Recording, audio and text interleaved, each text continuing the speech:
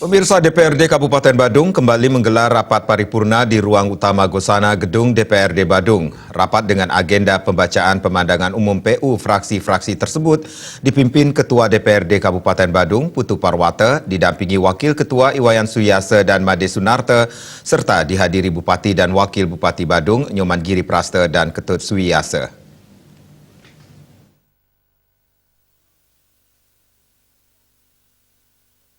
Pemandangan umum fraksi PD Perjuangan yang dibacakan Nyoman Dirgayusa mengapresiasi kerja keras Bupati beserta jajaran sehingga mampu meraih WTP 5 kali berturut-turut. Dalam komposisi belanja daerah berdasarkan penerimaan manfaat, sebagian besar merupakan belanja publik yang manfaatnya diterima oleh masyarakat yaitu 78,78%, sementara belanja aparatur 21,22%. Di sisi lain, fraksi Golkar melalui Niketut Swede justru banyak mengkritisi tingginya target yang dirancang dalam APBD 2020, sedangkan realisasi pendapatan belanja dan pembiayaan daerah tahun 2017 dan 2018 tidak mampu memenuhi target. Penyelarasan dengan RPJMD Provinsi Bali dan target yang ingin dicapai harus terukur secara jelas.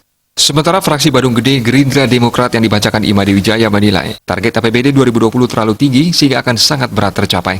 Fraksi Badung Gede menyarankan target diturunkan agar lebih rasional dan realistis. Ketua DPRD Badung Putu Parwata usai rapat paripurna menambahkan, pembacaan PU merupakan mekanisme proses persidangan dalam menentukan kebijakan peraturan daerah termasuk APBD. Parwata mengatakan, PU yang disampaikan fraksi-fraksi sangat transparan. Putu Parwata, politisi PDI Perjuangan asal Desa Dalung menilai, masukan tersebut sangat penting yang intinya semua menginginkan pembangunan dan kesejahteraan masyarakat lebih cepat. Pihaknya berharap terwujudnya kebersamaan pemerintah dan Dewan yang mampu meningkatkan pembangunan di Badung.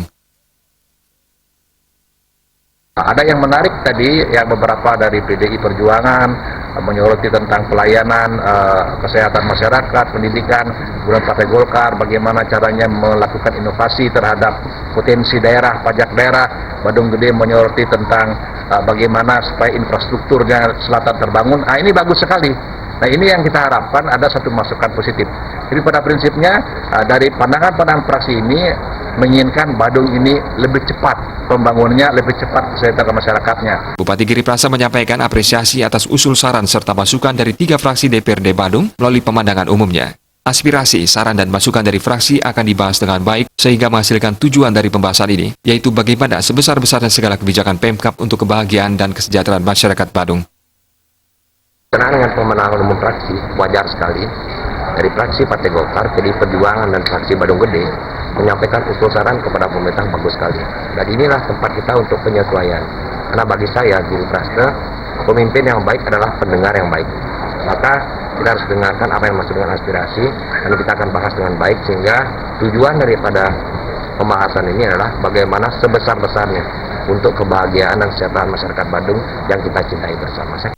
Pemandangan umum yang disampaikan terhadap 6 ran perda tersebut yakni Rancangan Peraturan Daerah Kabupaten Badung tentang APBD Kabupaten Badung tahun 2020, Rancangan Peraturan Daerah tentang Perubahan Kedua atas Peraturan Daerah Nomor 13 Tahun 2016 tentang Rencana Pembangunan Jangka Menengah Daerah, RPJMD Semesta Berencana Kabupaten Badung tahun 2016-2021, Rancangan Peraturan Daerah tentang Perubahan atas Peraturan Daerah Nomor 14 Tahun 2011 tentang Pajak Parkir, Rancangan Peraturan Daerah tentang Perubahan Kedua atas Peraturan Daerah Nomor 17 Tahun 2011 tentang Pajak Hiburan, Rancangan Peraturan Daerah tentang Perubahan Kedua atas Peraturan Daerah Nomor 25 Tahun 2011 tentang Retribusi Tempat Rekreasi dan Olahraga, dan Rancangan Peraturan Daerah tentang Penetapan Badan Kesatuan Bangsa dan Politik Kabupaten Badung.